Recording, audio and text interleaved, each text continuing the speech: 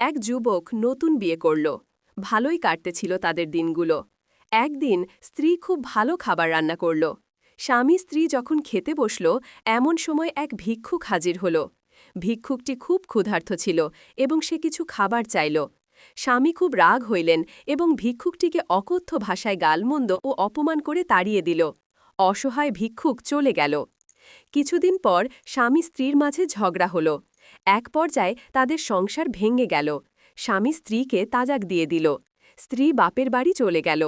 কয়েক বছর পর মেয়ের বাবা অন্য এক জায়গায় মেয়ের বিয়ে দিল।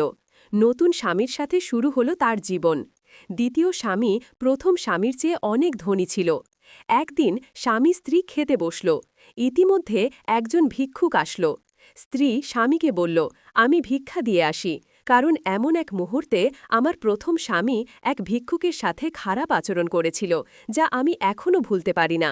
যখন স্ত্রী ভিক্ষা দিতে গেল তখন সে অবাক হয়ে গেল, কারণ তার সেই প্রথম স্বামী আজ তার সামনে ভিক্ষার পাত্র নিয়ে দাঁড়িয়ে আছে। স্ত্রী চোখের পানি রাখতে পারল না। মেয়েটি তার দ্বিতীয় স্বামীকে বলল, আমি আপনাকে এক আশ্চর্য ঘটনা শোনাব। তারপর মেয়েটি তার প্রথম স্বামীর সাথে ঘটে যাওয়া ঘটনাটি বলে দিল। তখন দ্বিতীয় স্বামী চোখের পানি ছেড়ে দিয়ে বলল, আমি তোমাকে এর চাইতেও আশ্চর্য ঘটনা শোনাব। তুমি হয়তো শুনে অবাক হবে যে ওই দিনের অসহায় সেই ভিক্ষুকটি আমি, যিনি আজ তোমার সম্পদশালী স্বামী।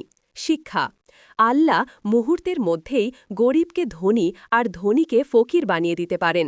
সুতরাং আমরা কখনো কোনো অসহায় কিংবা গরিব লোকের সাথে খারাপ ব্যবহার না করি। যদি পারি নিজের সাধ্যমতো সাহায্য করব। কোনোভাবেই তাদের সাথে ধমকের সুরে কটু কথা বলবো না।